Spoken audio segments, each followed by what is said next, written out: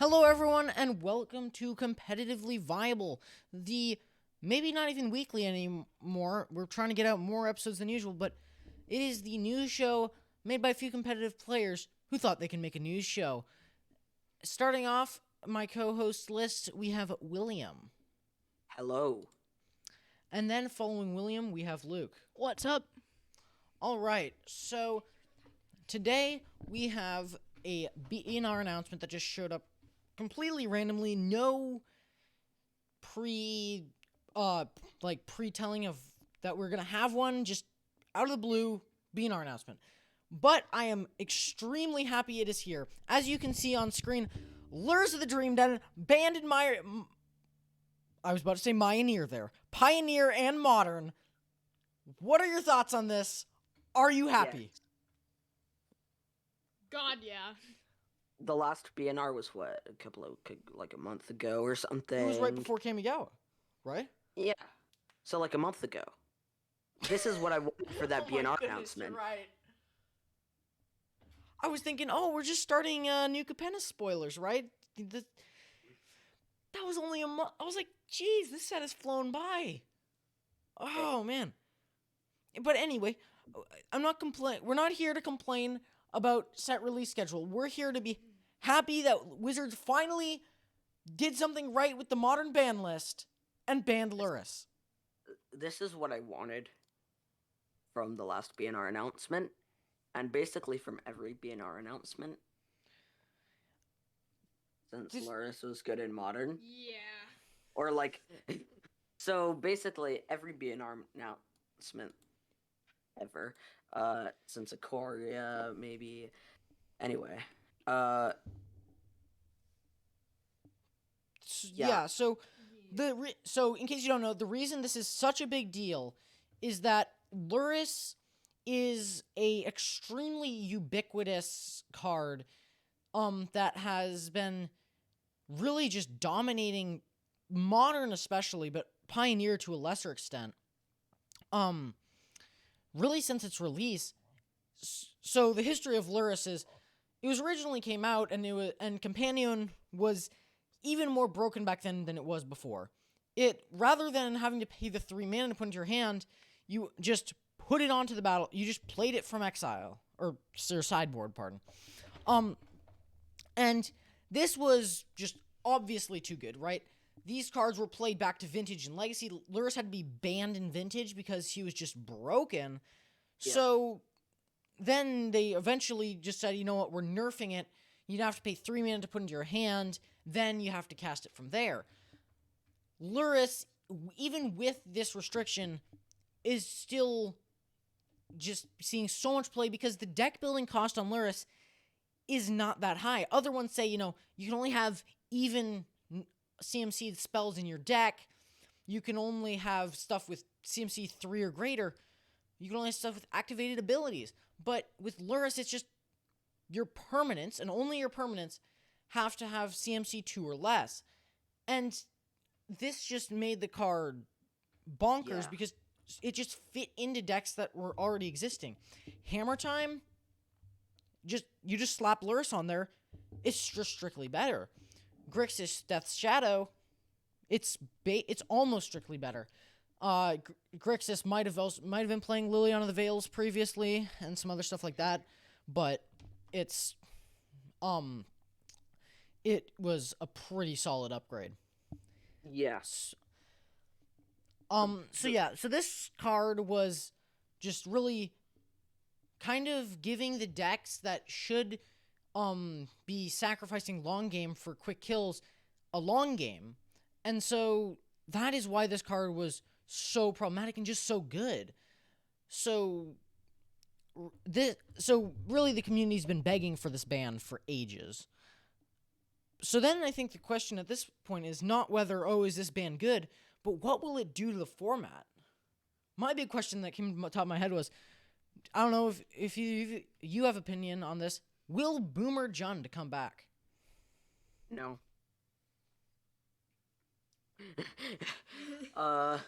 No. I'm just gonna put it out there. No. I mean, like, why would you play that? Yeah. Even But like maybe would it be possible? Okay, so maybe rather than saying Boom or Jund will come back, maybe we'll. I mean, I think. Do you think Liliana the Veil is going to be worth playing in Jund now? Yeah. Now that possibly, yes. Yes, I do. Believe now that so. Jund Yeah. doesn't just have the restriction of playing Lurrus, I think so. May I speak? Yes, go ahead.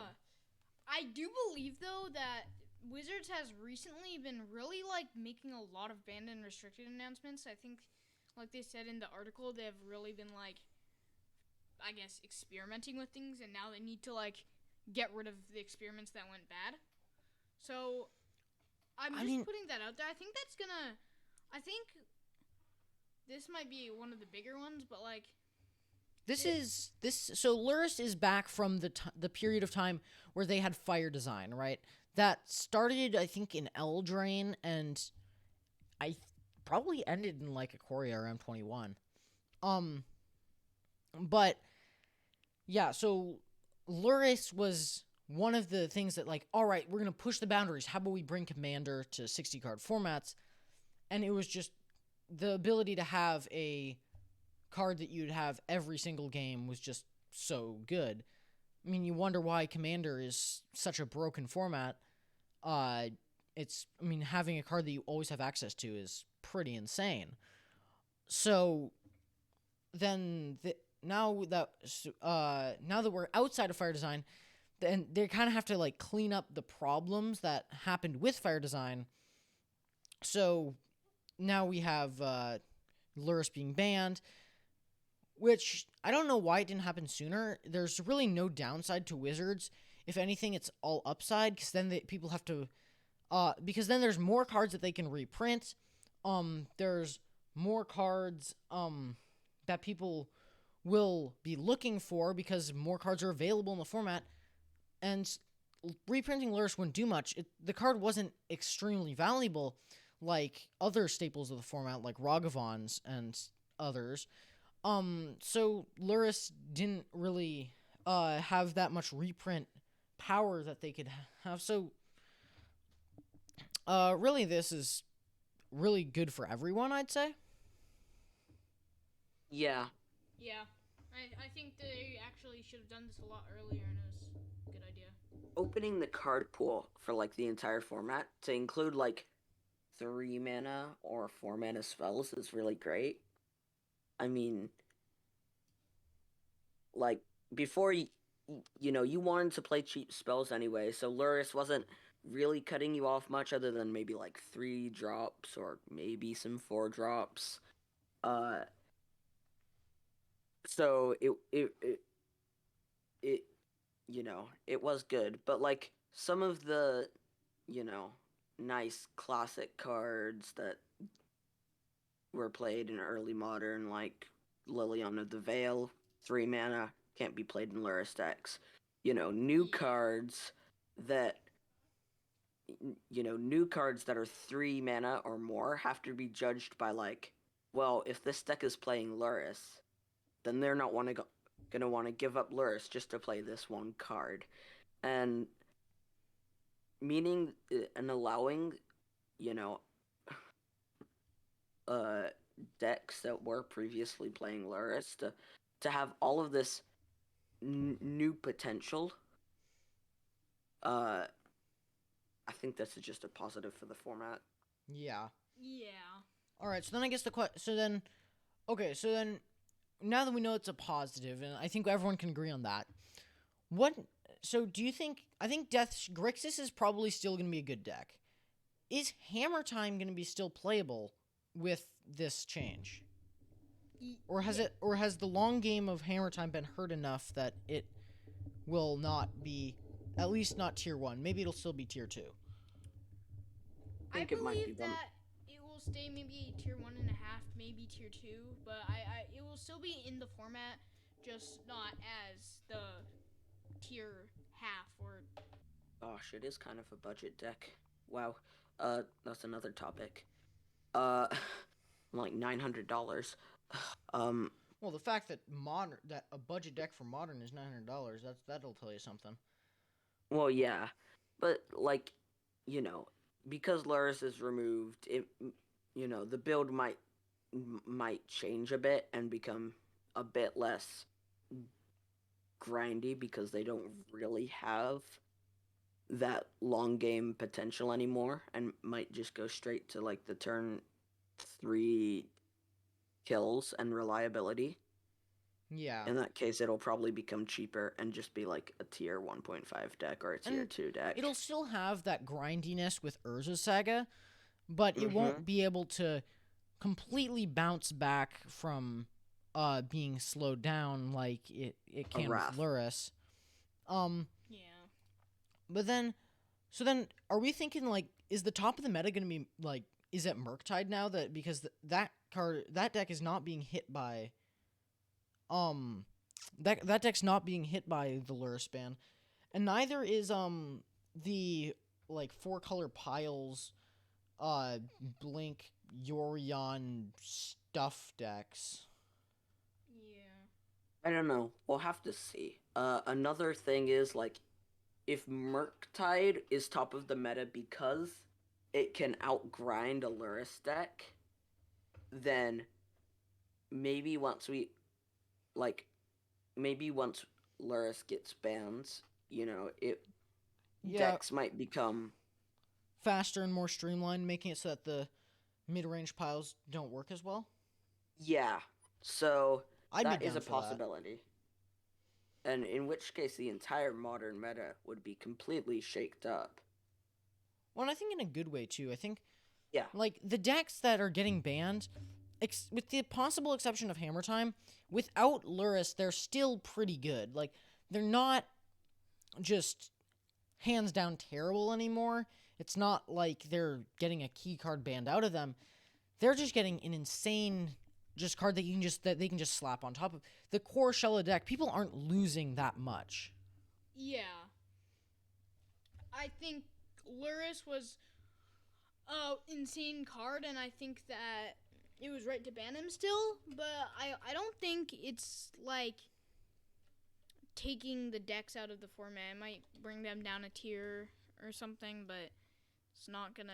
It's I don't think it's anything as severe as like taking it out of the format. You're never gonna see it again. Yeah, I think these decks will still stay in the meta, although they'll linger like a lot lower in the meta, being like tier 1.5 or 2 decks now. Yeah. Do we want to talk about not Yeah. modern? So now that we're so then, I guess now that we're Pioneer. done talking about modern, we can go on to talking about the other format that was affected pretty Pi- big in this Pioneer. announcement. Pioneer. Oh, yeah. I guess Pioneer a lot of the same things about Lurrus, and I guess the other things that they see the format going in the same direction. I think Modern's probably the more impacted of these. Um, I don't know. I feel like basically everything we've said about Pioneer is basically the same as Modern is the Modern. same as Pioneer. The meta Um, might. I'm not quite sure the meta will get shaken up quite as much, but there are quite a few like white bet based like aggressive decks like Artifact, just Boros, Auras, Rakdos that will get hit by this. yeah. Um, but yeah. So then I guess what I was alluding to earlier is we got some bans in Pauper. Pauper got hit with 2 bans and an unban. Um, First up, Galvanic Relay is banned because it is too good in the Storm decks. The recent Storm payoffs that they were printing at Common in the Modern Horizons 2 sets were just appear to be too good for Pauper, as we already saw Chatterstorm banned, and now we're getting Galvanic Relay banned.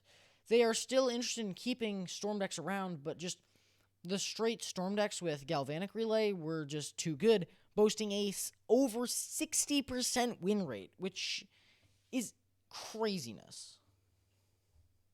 Yeah, they do mention in the explanation of Pauper Ban's article that Gavin Verhey wrote They mentioned that experimental synthesizer was was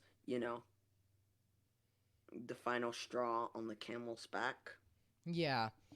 Being able to get that much card draw from in a Storm deck is probably a little too good. Yeah. Yeah. All right. The next card that was banned in Pauper is Disciple of the Vault. Out of the Affinity deck, this card was. I mean, so I have been playing a bit of Pauper recently, and oh my goodness, Disciple of the Vault is craziness. I don't know how that card was printed at common. Yeah, me and my brother have been playing, and we've played with the Affinity deck and a few others.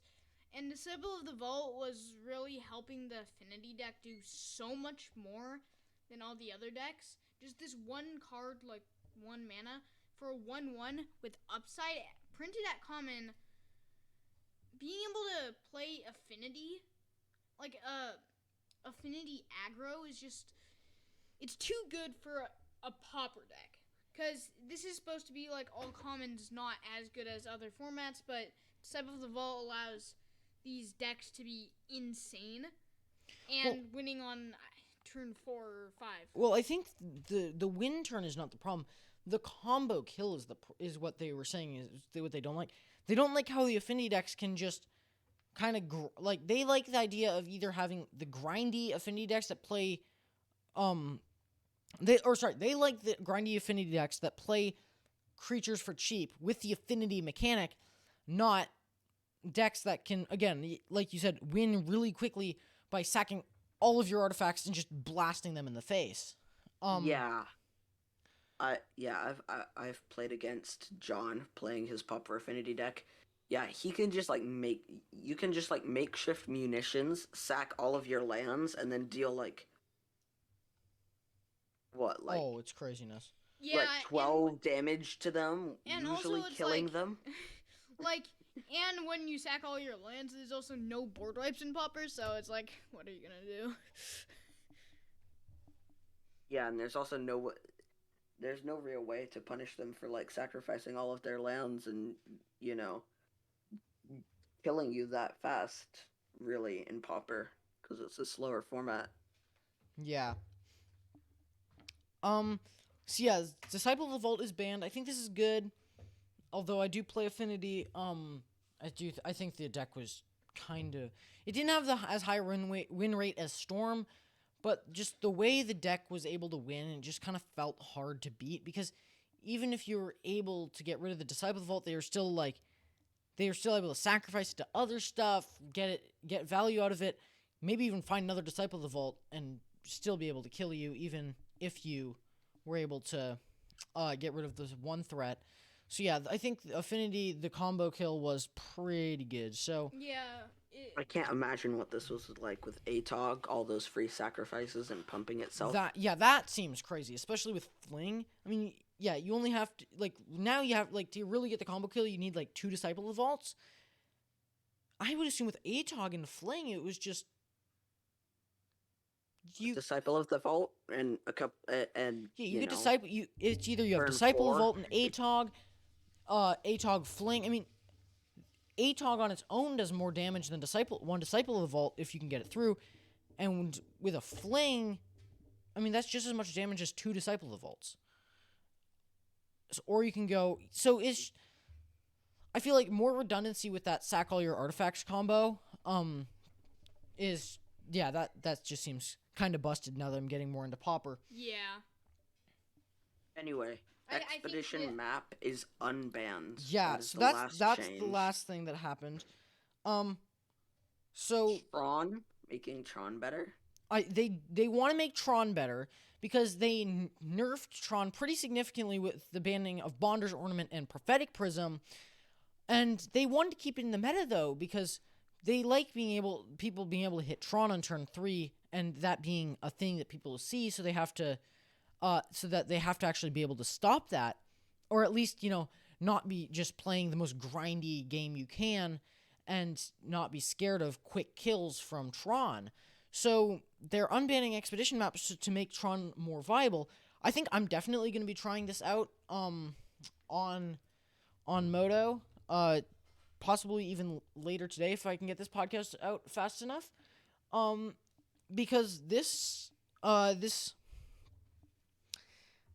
card seems like it'll help give you the redundancy, and I will say Expedition Map is not as good in the Tron decks that are like 5 color. I don't think, though I guess it would be pretty good in those too.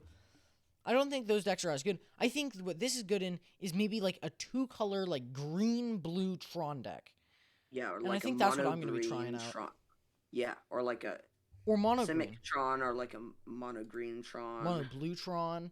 And remind me, is Growth Spiral a common or uncommon? Oh, that is uncommon, Okay. I believe. Yeah, Growth But Spiral. No, Growth Spiral is common. Oh, it's common? Oh. Okay, so I think that might help a Tron deck a lot too. So, I believe that like Tron is probably coming back into the meta, and it's coming back hard. I think it's gonna do really well, I think, in this new meta. Though, one thing to point out in this as a counterpoint is that when they banned Expedition Map, it didn't do much to slow down Tron. So it is possible that this Won't do much to speed it up either. this won't make as much of an impact to bring it back in either. But then again, that might have I wasn't playing Pauper back then, so it would be possible that this was because the deck wasn't as much into the fast kills and more into the control game, which is definitely a different way to play Tron and might not be as good for Expedition Map. Yeah, they do mention in the article that if this doesn't really impact Tron enough to make it see play, then they're just gonna kind of abandon the idea of making Tron more viable. Yeah. Yes, they say if it gives Tron a small boost, great. If it doesn't impact Tron's play numbers, we don't expect to do much more. Yeah. I mean, I can understand that, right? Unbanning the Bonders ornaments and stuff, that would be a little too good, I think. Because then that gives them the mana fixing to go back to that control deck. I think the Tron deck that they want to see is the Tron deck where, it's the Tron deck that's got fast kills and gets up to hitting Tron on turn 3, not, eventually we'll hit Tron and win the game somehow with some kind of loop, right? It's kill him quick because I have 7 mana on turn 3.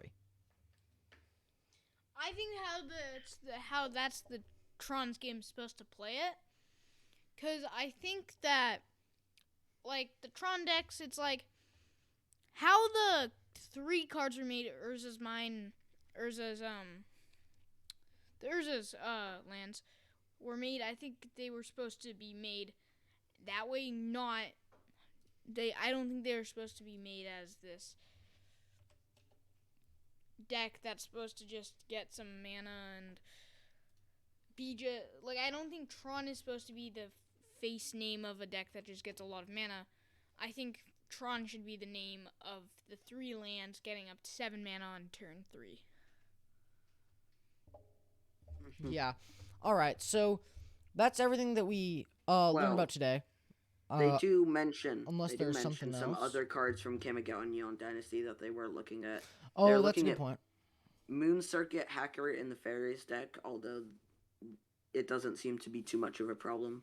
An Experimental Synthesizer is also really good, powering up Mardu Monarch decks and also Storm, as we mentioned earlier.